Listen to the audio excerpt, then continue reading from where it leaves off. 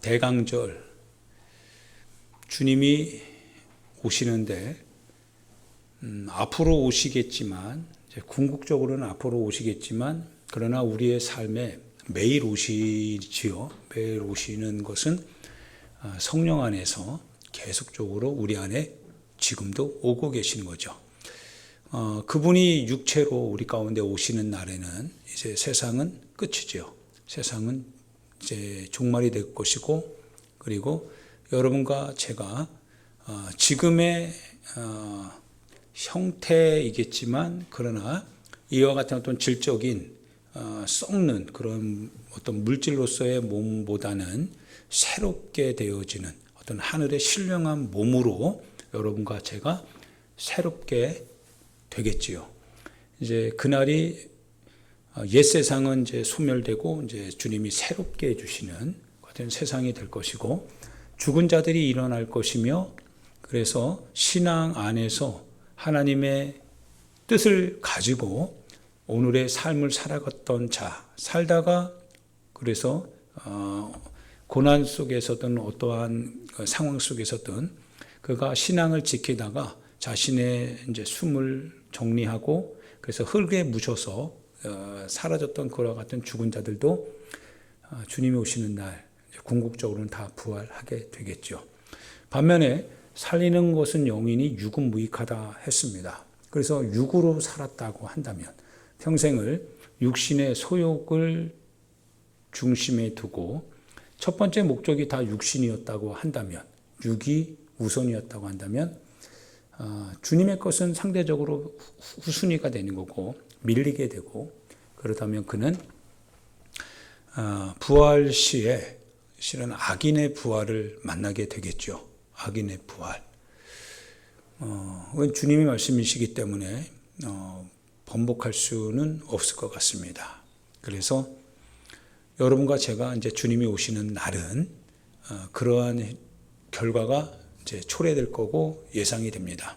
그러나 지금은 오늘의 우리의 삶의 현장에서는 그분이 때가 되어서 오기 전까지는 그분이 안 계신 게 아니라 그분이 성령님이시죠. 성령 하나님께서 예수님께서 우리 가운데 살아계셨을 때 우리에게 가르쳐 주셨던 모든 것들, 그것들을 우리에게 생생하게 기억나게 하시는데, 기억나게 하시는 그분이 기억 속에 갇힌 게 아니라 그분이 하나님이신데 우리 안에 계신다라고 하는 거예요. 그분이 곧 주님이시고 예수 그리스도의 영이시고 예수 그리스도이시기도 하고 성령, 성부 하나님이시기도 하죠.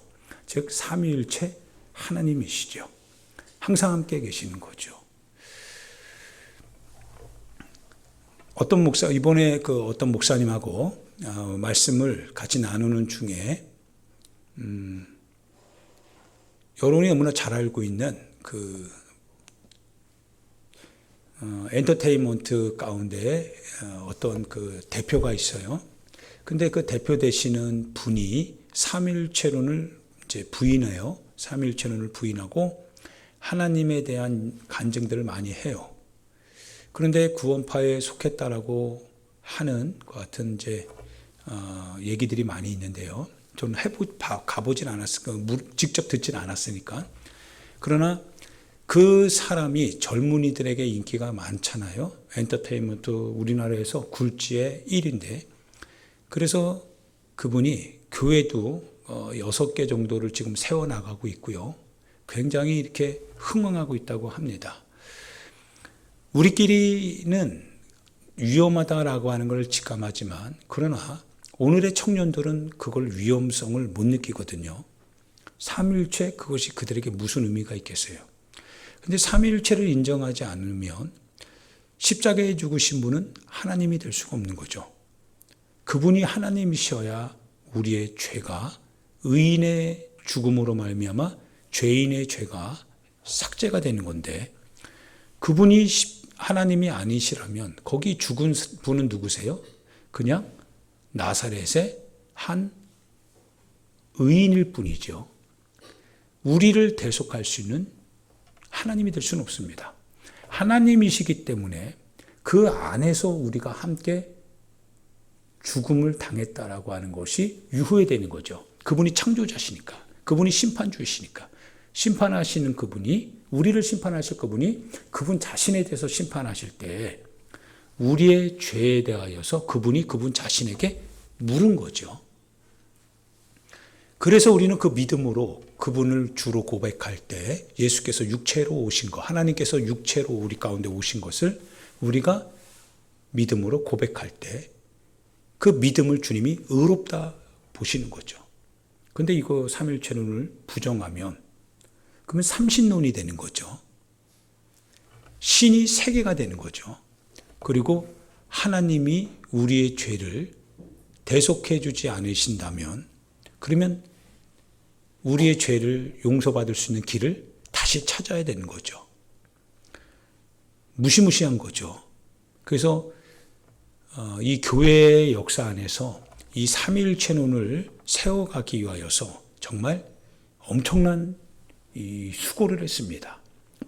많은 이단들이 나타났었고 그 종교회의를 통해서 그거를 극복해 나가면서 세운 것이 바로 그것이 삼위일체론이었습니다. 성서를 기반으로 해서 그렇게 되어질 수밖에 없었던 것. 근데 그거를 요즘은 많이 부인합니다.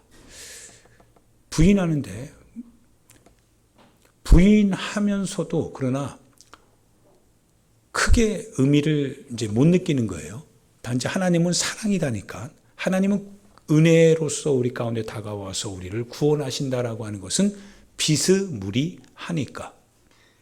그런데 그 안에 들어가 보면 어떻게 구원받느냐, 누가 구원하느냐, 이 부분은 비성서적인 거죠. 하나님이 우리 가운데 우리를 구원하기 위하여서는 바로 성서 안에서 구원이죠.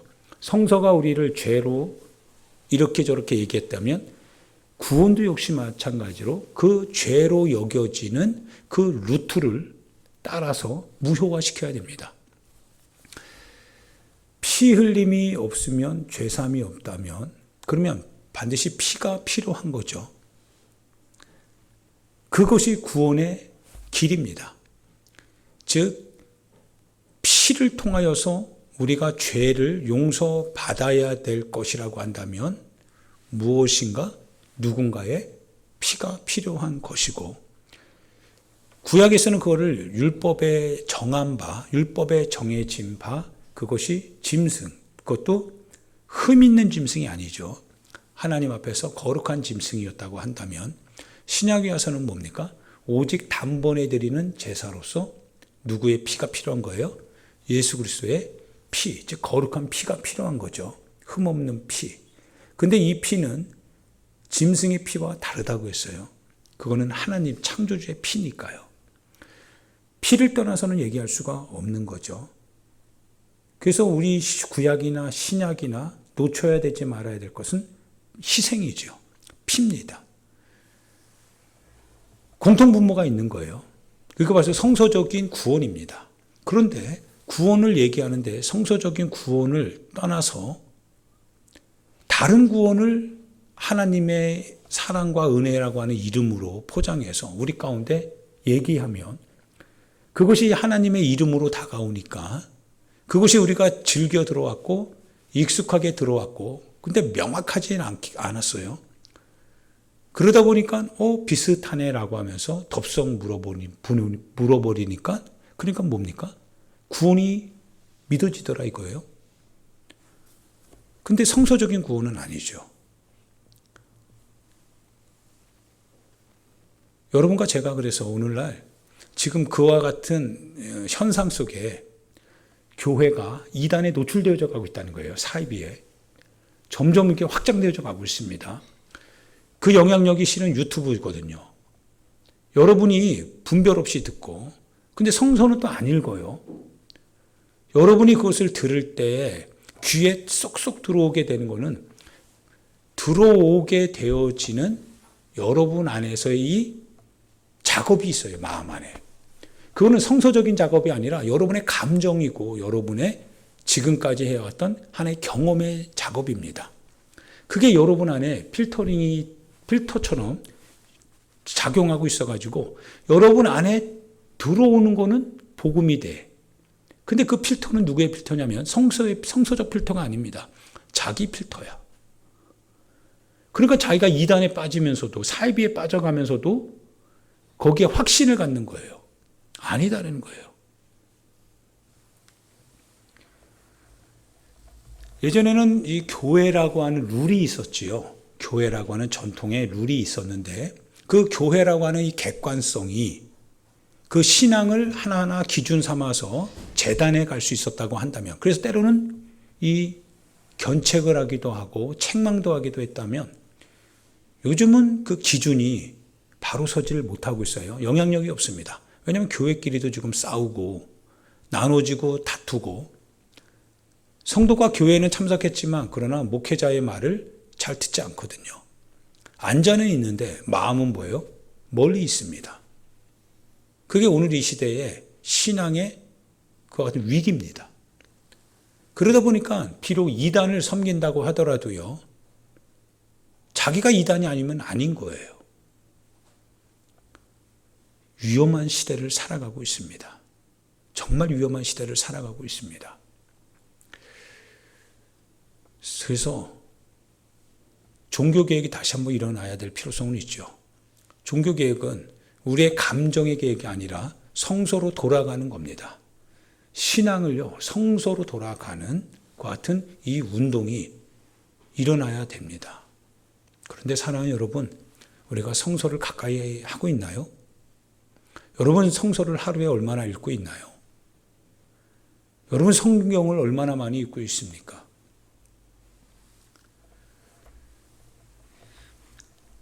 그래서 어떻든지 간에 여러분이 성경과 가까이 해야 되고, 그것이 넘기는 것이 마치 천근만고처럼 힘겹다 할지라도 그거를 넘겨야지만이 여러분이 그 무게가 여러분 안에서 들어오게 되어서 여러분의 영혼에 동시에 무게가 됩니다. 가볍지 않은 신앙생활이 된다는 거예요. 이 성경을 잘 읽고, 그리고 성경대로 잘 분별하고 성경의 기준을 따라서 오늘 이 시대에 신앙생활을 잘 해나가기를 예수님의 이름으로 축원합니다. 할렐루야. 대강절인데 이런 생각을 하게 되죠. 사랑하는 여러분, 주님의 대강절이 여러분의 삶의 현장에 일어나지 않는다면, 그러면 주님이 오시는 것이 나랑 무슨 상관이 있겠습니까? 만약 주님이 살아계시지 않는다라고 한다면요, 그래서 공허하다면, 그래서 단순히 기다리는, 저 멀리 오실 그 주님만을 기다리는 거로 우리가 신앙생활하고 있다면, 오늘 구태여 나의 삶의 현장에 주님이 안 계시는 것을 알기 때문에 구태여 내가 기도해도 응답 안 받고, 내가 하나님의 뜻대로 살아도, 그리고 살지 않아도, 아무 일도 일어나지 않아도 별 감각을 하지 못할 겁니다. 그저 내 책임, 내 무능력, 내 무기력, 그것만을 탓하게 되겠죠, 나를.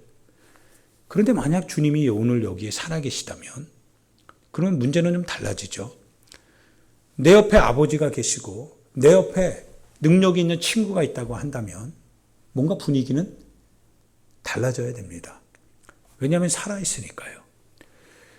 우리의 신앙생활, 특별히 우리가 신앙하면서 대강절을, 즉 대림절을 지금 우리가 섬기고 있는데, 그러면 주님이 다시 오시는 그 주님은 단순히 여기 공허한 가운데에서, 주님이 아예 없는 가운데에서 저 멀리 주님이 오실 것만을 기다리는 그와 같은 대림절이 아니라, 그날 오실 것은 마지막 때에 이제 이 세상을 향한 주님의 심판의 마지막 구절이 이루어지는 그것이라고 하는 것을 우리가 기대하는 마음으로 기다리는 것이고, 근데 그 주님이 지금도 우리의 삶의 현장에서 뭡니까?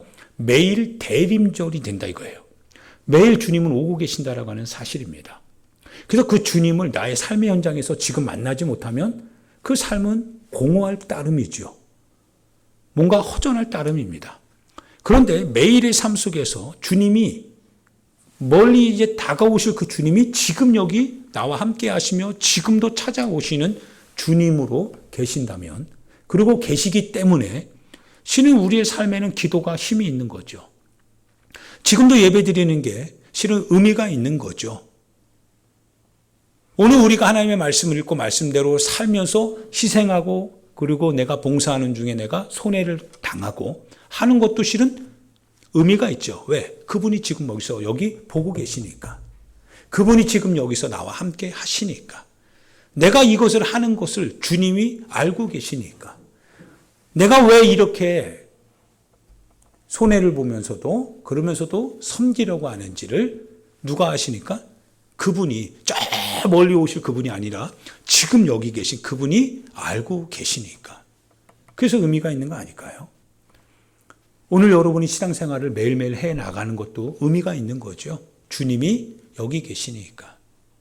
그리고 그 주님이 뭡니까? 이제 앞으로 세상 끝날에 이루어질 하나님의 말씀의 약속이 성취될 때, 그때 주님이 이제 오시는 거죠. 그리고 우리를 기억하는 거죠. 그때 거기에 있었던 그 주님이 지금 여기 너와 함께 있는 주님이다라고 말씀하실 때, 그래서 그분이 오늘 교동문에도 읽었던 바와 같이 우리를 향한 면류관과 상급을 가지고 오시는 거죠. 성도의 행위를 기억하고 계시는 거죠. 그게 우리의 신앙 생활이고 신앙 고백입니다. 오늘 우리의 삶이 그래서 의미가 있는 거죠. 신앙 안에서. 주님이 우리의 삶에 찾아오시고 그분이 우리의 삶에 함께 하시기를 그래서 여러분과 저는 기도하고 계속적으로 간구해야 됩니다. 2000년 전에 하나의 사건이 벌어졌어요. 성경은 그 얘기를 우리에게 하고 있습니다. 갈릴리 바다를 건너서 데가라고 하는 거는 10개라고 하는 뜻이겠죠. 데카. 그리고 폴리스는 도시죠. 그러니까 10개의 도시죠. 10개의 도시는 어떻게 보면 이방인의 땅입니다. 데카폴리스라고 하는 이방인의 땅, 거기에 어떤 한 사람이 있었습니다. 근데 그 청년을 여러분이 이렇게 같이 살펴보게 되면 그 청년이 조금 유별나죠. 그 청년이 근데 다른 사람이 아니라 여러분에게 하나 제안을 하는 거는 그 청년이 여러분이고 나라고 하는 겁니다. 자, 여러분과 제가 이 청년이 됩니다. 여러분 안에 수천의 이 군대 귀신이 들려 있어요. 수천의 군대 귀신이 들려 있습니다. 근데 귀신이 선한 영향을 끼치지 않지요. 귀신은 선하지 않고 악하죠. 그래서 귀신이 영향력을 끼칠 때 우리가 한번 생각해 보면 많은 영향력이 있을 것 같아요. 특별히 사람을 하여금 폭력적으로 할 것이고 우울하게 할 것이고 자괴감에 빠지게 할 것이고 자살의 충동을 하게 할 것이고 탐욕에 같은 어떤 미혹도 할 것이고 거짓말, 위선, 욕심, 문다듬, 무관심, 자비 없는 무자비, 여러 가지 많은 귀신들이 이 청년에게 여러분과 내 안에 들어온 거죠. 그래서 여러분들이 그것으로 인하여서 근데 신앙생활 하잖아요. 신앙생활을 통해서 쫓아내려고 합니다. 극복해 보려고 해요. 안간힘을 쓰려고 합니다. 그런데 도무지 여러분 자신이 할 수 있는 방법이 없어요. 주변 사람들이요, 함께 여러분의 이해관계 속에 있는 주변의 사람들, 여러분의 동역자들, 여러분의 이웃들, 어떻게 여러분의 가족, 형제, 자매, 아내, 남편, 자녀, 사업장의 동료들, 여러분에 대하여서 무엇인가를 해보려고 하는데 할 수가 없는 거예요. 여러분은 할 수 있는 게, 해야 되는데 할 수 있는 게 하나도 없습니다. 그러다 보니까 여러분이 거쳐야 될 곳은 산과 무덤 사이입니다. 으시시하고 우울하고 침침합니다. 비록 얼굴은 웃고 있고 환하게 있는 것 같지만 삶의 현장을 한번 생각해 보면 여러분 갈등하기도 하고 괴로움 때문에 어려워하기도 하고 여러 가지 근심이 오면 막 마음이 전쟁터와 같이 변하고 뭔가 문제가 생겼는데 해결해야 되는데 해결할 수 없으면 막 불안하고 속이 타고 안절복절 막 못하게 되고 그런 경우가 여러분이 많이 있지 않습니까? 그러면서도 그거를 여러분 누군가에게 적나라하게 얘기합니까? 그럴 수도 없어요. 왜냐하면 사람이 사람을 믿어요, 못 믿어요? 실은 못 믿어요. 저 사람이 이 얘기 들었다가 어떻게 말할까? 이게 의심되는 거거든요. 그러면서도 친구 관계를 유지하고 교우 관계를 유지하고 신앙 안에서 형제와 자매 관계를 유지하기도 하지요. 신앙 안에서 지금 우리도 같이 하기도 하고요. 그러나 실제적으로 여러분의 마음속은 어떻게 보면 얘기해야 될 부분은 얘기하지 않고 있는 것도 있을 수 있습니다. 여러분의 사정을 여러분의 옆에 있는 분에게 적나라하게 얘기할 수 없습니다. 그러면서도 고통 가운데 혼자 여러분은 속이 막 상해가는 거죠. 산과 들로 막 헤매고 다니면서 그러면서 이거를 해결해 보려고 발버둥 치기도 하고 기도도 해보고 예배도 드리고 신앙생활도 해봅니다. 그런데 일이 이루어지면 좋겠는데요. 만약 일이 이루어지지 않는 거예요. 그러다 보면 점점 우울해지죠. 낙심이 돼요. 괴롭습니다. 두렵고 떨립니다. 그러면서 자기 자신을 뭐합니까? 상처 입히게 되죠.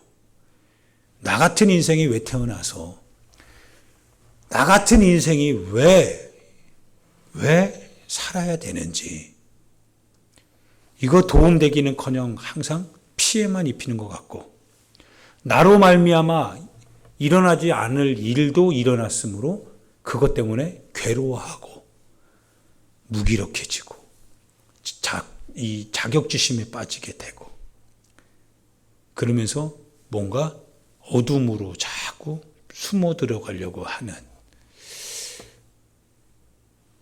인생이 어떻게 보면 비극이죠. 그러면서도 끝내는 하나님을 향해서 이제는 어떻게 합니까?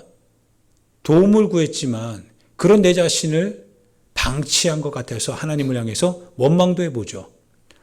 하나님 살아계시면 이룰 수 있습니까? 하나님은 전능하시고 능력이 있으시고 전지하시고 모든 것 가운데 주님은 풍성하게 근데 다른 사람은 다 풍성하게 해주는데 왜 나한테만 이렇게 인색하고 각박한지 그러면서 하나님을 향하여서 이제 그 화살을 돌리게 되는 경우도 굉장히 많죠. 더 이상 나를 좀 괴롭게 하지 마세요.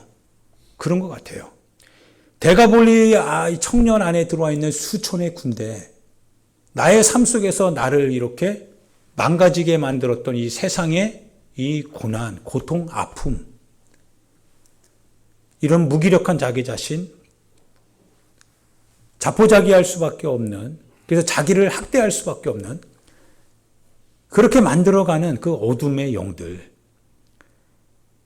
그래서 결국에는 하나님 앞에 나가 보려고 했고 하나님 앞에 아래 보려고도 했지만 그리고 그렇게 실제로 예배 생활도 했고 신앙 생활도 해왔지만 안 될 때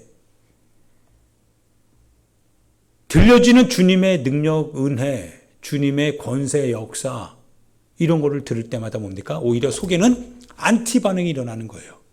그래서 나랑 무슨 상관인데 그래서 내가 거기랑 무슨 상관인데 나도 해볼 끔 해봤는데 주님의 뜻대로 나도 주님의 자녀라고 하는 그와 같은 약속을 믿고 나아가 봤는데 이건 어렵더라 이거예요. 안 되더라 이거예요.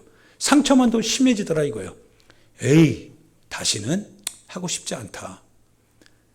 그러니까 그런 소리를 들을 때마다 나를 괴롭게 하지 마세요. 너무 그 소리 들을 때마다 괴롭습니다. 듣고 싶지 않은 거예요. 오늘 우리의 모습을 이렇게 드러내는 것 같기도 하고요. 그리고 오늘 교회의 현장을 나타내는 것 같기도 합니다. 실은 여러분과 저죠. 가끔은 주님이 미워진 적이 있지 않습니까? 내 자신이 무기력하고 내 자신이 무능력하고 내 자신이 뭔가 상대적 박탈감 속에서 해결해야 되는데 해결할 수 없고 해결할 수 있는 능력을 가지고 있는 사람은 그거 네가 혼자 알아서 해라고 하는 그 찬바람 쌩쌩 불 때 그때 주님이 내 아버지라고 하시니까 그럼 저 사람을 통해서 좀 이렇게 해주면 좋은데 안 해줄 때 상대적 박탈감 속에서 원망이 되고 불평이 되고 이럴 때가 여러분과 제 안에 혹시 있지 않았습니까? 평생을 신앙생활 나도 했는데 하나님 왜 이렇게 삶이 안 열리는 거죠? 왜 이렇게 자식들이 문제를 일으키고 왜 이렇게 사업은 하는 것마다 다 안 되고 더군다나 건강도 무너지고 도대체 잘못한 게 뭐죠? 그 속에서 무엇인가 우리를 어둠으로 계속 끌고 가는 것 같을 때 그때 주님이 우리를 부르시는 거예요. 그러면은 그 소리가 어떻게 합니까? 듣기 싫어요. 나를 괴롭게 하지 마세요. 좀 그만 좀 내버려 두세요. 정말 괴롭습니다. 이런 상황이죠. 대가볼리 청년이 실은 여러분과 저와 똑같지 않을까 싶습니다. 그런데 예수님이 어떻게 하십니까?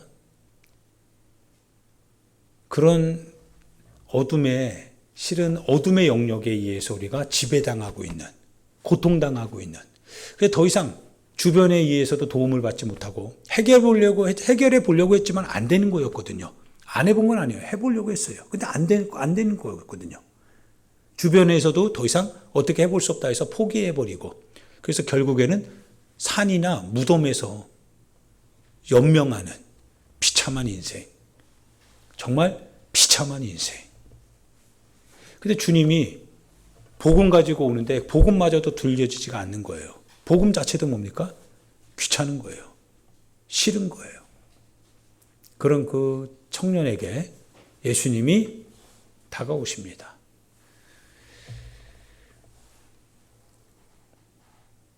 수천의 군대 귀신이 들어가지고 군대 귀신이니까 그 사람의 영혼이 피폐해진 건 사실이죠.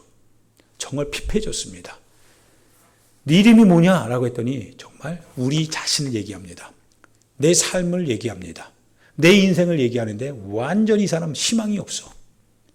진짜 대책이 없어. 군대 귀신에 휘둘려서 상처 입은 사람들이야.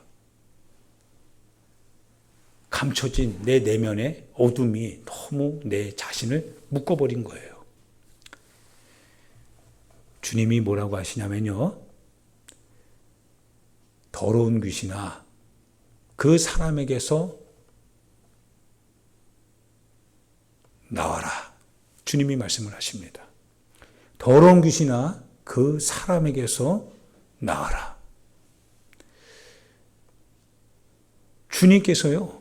더러운 귀신을 향하여서 말합니다. 왜냐하면 우리는 더러워졌거든요. 더러운 귀신 때문에 실은 더러워졌어요. 그런데 그 영향력 아래에서 그렇게 고통 가운데 살고 있는 여러분과 내 자신, 우리의 삶에 대하여서 더 이상 신앙에 대해서도 믿을 수 없을 것 같았던 우리 자신에 대하여서 주님이 찾아오신 거예요. 찾아오셔서 주님이 말씀해 주십니다. 더러운 귀신아, 그 사람에게서, 누구에게서예요? 그 사람, 여러분과 납니다. 그 사람에게서, 그 사람을 그렇게 만들은, 그 사람이 지금의 이 상태가 될 수밖에 없도록 더 이상 누구도 어떻게 해볼 수 없는, 그래서 결국은 절망 가운데에서 날마다 산이나 무덤에서나 돌로 자기를 해치는 나 같은 인생, 나 같은 놈, 자기를 해치고 있는 그 인생을 향하여서 주님이 오시는 거예요.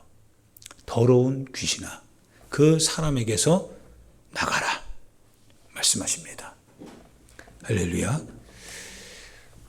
이분이 대림절에 우리가 만나는 주님이십니다.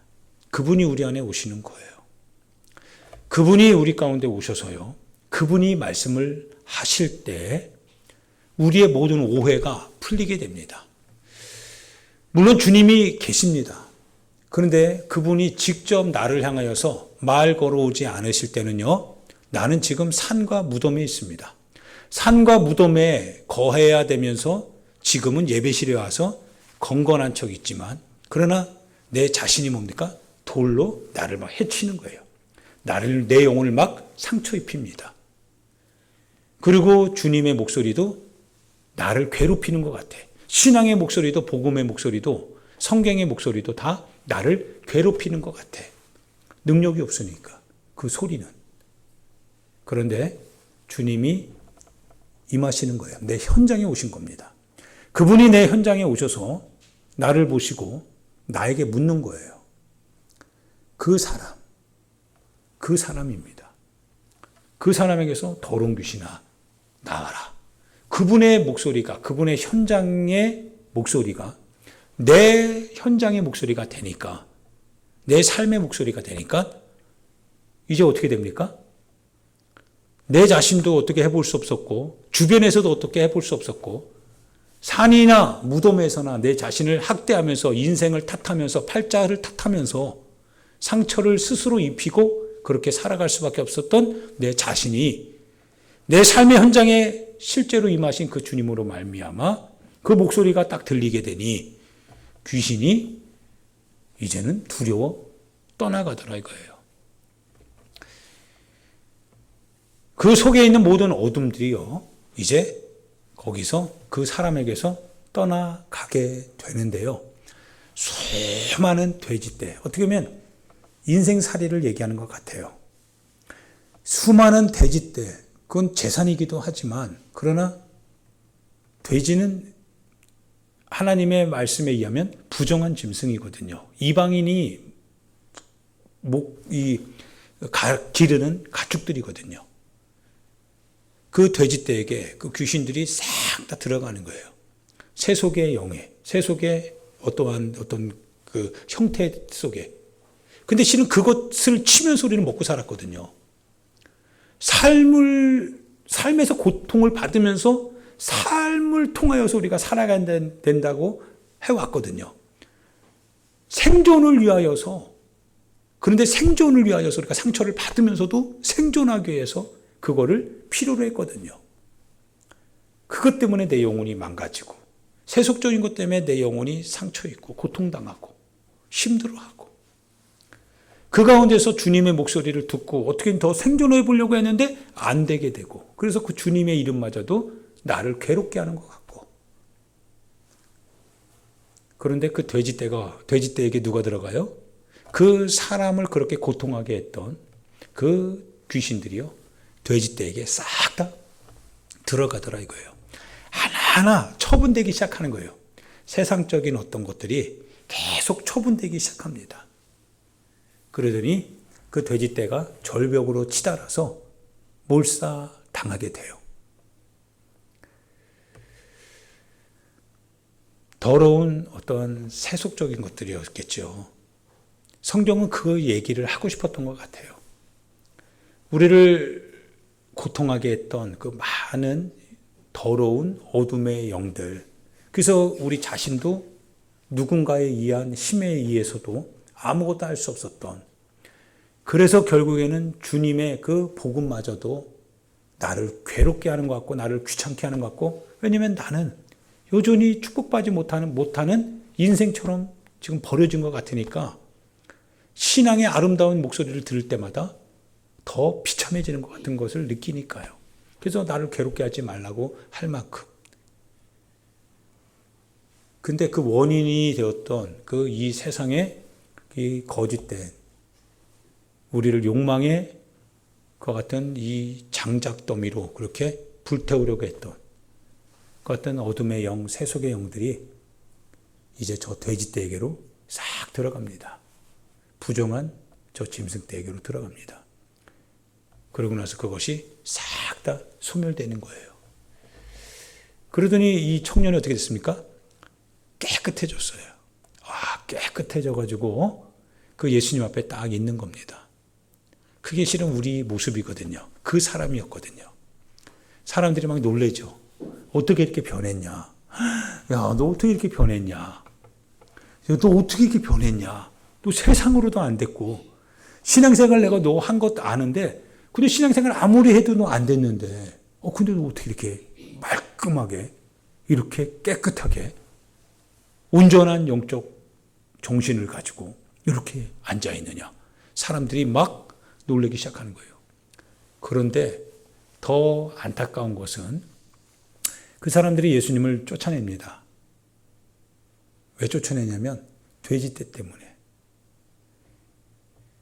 여전히 사람들은 그 예수님이 자신의 삶의 현장에 계시게 되면 자기가 지금 가지고 있는 것들 있잖아요. 그것이 자기 영혼을 지금 고통하게 하고 죄짓게 하고 주님의 뜻과 멀어지게 하는데도 불구하고 거기 묶여있는 그 생존의 도구들이 예수님을 영접하면 그걸 다 녹아야 될 것처럼 그것이 딱 들어오니까, 육체적으로 들어오니까 주님을 밀어내는 거예요. 주님을 밀어내요. 주님, 청합니다. 우리를 떠나소서. 할렐루야. 이 말이 안 되죠. 우리를 떠나달라는 거예요. 떠나가게 해달라. 떠나라고 하는 거예요. 우리 곁에서. 뭐 때문에? 돼지떼를 잃었으니까. 그것 때문에. 우리 곁에서 주님 좀 멀리 있어 달라는 거예요. 참 아이러니합니다. 정말 아이러니하죠. 사랑하는 여러분, 대림절 여러분과 제가 잘 한번 이 말씀을 귀 기울여 듣고 여러분과 나는 대가볼리의 사람입니다. 그런데 때로는 대가볼리의 사람이면서도 동시에 여전히 만약 우리가 그 돼지떼를 놓지 못하고 있다면 그러면 예수님이 우리를 고통하게 하고 우리 영혼을 고쳐주는 대가로 인하여서 우리가 지불해야 될 세상적인 것, 거기에 미련을 내려놓지 못하고 있다고 한다면 대림절의 주님은 오시면 불안하신 분이 됩니다. 그분은 오시면 안 되는 분. 그런데 그분을 내가 받아들이기를 원한다면 세상에 대한 어떤 희망, 소망, 그거를 더 이상 이제는 실망하고 그리고 돌아서기로 결정한 사람에게 주님은 의미가 있게 될 겁니다. 많이 해봤는데, 많이 누려봤는데, 많이 취해보고, 많이 가져보고, 많이 여러 가지 것을 내가 원하는 대로 성취해봤는데, 야, 이건 아니다. 이거는 내 영혼을 더 힘들게 하고, 어렵게 하고, 고통하게 만들고, 더 공허하게 만들고, 더 중독에 빠지게 만들고, 이거 아니다. 주여 나를 어떻게 합니까? 제발 주님 나를 좀 고쳐주십시오. 주님 나에게 오십시오. 라고 하는 그 사람은 바로 대림절의 주님이 실제로 임하게 될 때 그 사람에게는 바로 그 순간에 세상으로부터 깨끗해지는 그와 같은 역사를 경험하게 될 것입니다. 그분에게 바로 예수님이 필요한 거죠. 그 사람에게 예수님은 필요한 겁니다. 할렐루야. 이 분이 대림절의 이제 주님이십니다. 오늘 우리의 삶의 현장에 지금도 함께 계시고 지금도 여러분의 삶의 현장에 찾아오시는 주님이십니다. 여러분이 돼지떼를 밀어내고 주님을 영접하기만 한다면 주님은 언제나 찾아오시는 주님이십니다. 할렐루야. 이게 신앙이겠지요. 이것이 우리가 고백하는 신앙 고백이고 그 고백을 통하여서 우리 삶이 우리 영혼이 새로워지고 새 출발할 수 있는 그 같은 계기를 만들어내는 복음의 능력이요 주님 이름의 권세가 되겠죠. 그리고 주님이 말씀하십니다. 가서 이 사람들, 나를 떠나보내는 이 사람들 있잖아요. 그 사람들에게 하나님이 너에게 어떻게 역사하셨는지, 그 역사가 어떻게 성취되었는지 이제 전해야 된다는 거예요. 주님은 갑니다. 인격적으로 떠나보내니까, 가라고 하니까 주님 가야 됩니다. 그런데 남겨진 너는 이제 내 이름의 흔적을 가지고 있으니 이 사람들을 뭡니까? 전파하라고 하는 거예요. 누가? 하나님이 너에게 어떻게 역사하셨는지, 그 역사하시는 그 하나님이 무엇을 원하고 계시고 우리는 어떠한 신앙생활을 하기를 원하시는지 그거를 전파하라고 하는 겁니다. 남아서 전파하기 시작하는 거예요. 그리고 주님은 또다시 갑니다. 주님을 필요로 하는 대림절, 주님을 기대하는 또 다른 어떤 사람들에게요. 할렐루야. 말씀을 생각하며 우리 하나님 앞에 기도합시다. 사랑하는 여러분, 우리 이렇게 기도했으면 좋겠습니다. 주님, 내 삶에 찾아와 주옵소서. 주님, 나의 삶의 현장에 찾아와 주옵소서. 주님을 간절히 필요로 하는, 주님 살아 계시지 않습니까? 주님의 살아계시는 분이 우상이 아니라 주님이시고, 그 주님이 전지전능하신 주님이시고, 사람은 해결할 수 없어도 주님은 해결한다라고 하는 그 현장이 성서에서 아주 명확하게 우리에게 보여지고 들려지고 있는데, 주님, 내 삶에 그 주님이 필요합니다. 주님이 내 삶에 오셔야 됩니다. 찾아와 달라고. 주님, 내 삶의 대림절 주님 찾아와 달라고. 역사해 달라고. 그래서 새롭게 해달라고. 세상에 희망을 두었던 내 자신의 모습이 아니라 이제는 세상의 것을 가지고 주님께 희망을 가져야 될 사람들에게 도움이 될 수 있는 그와 같은 주님의 전파하는 사람이 될 수 있게 해달라고. 나를 변화시켜 달라고 내 삶에 찾아와 주옵소서.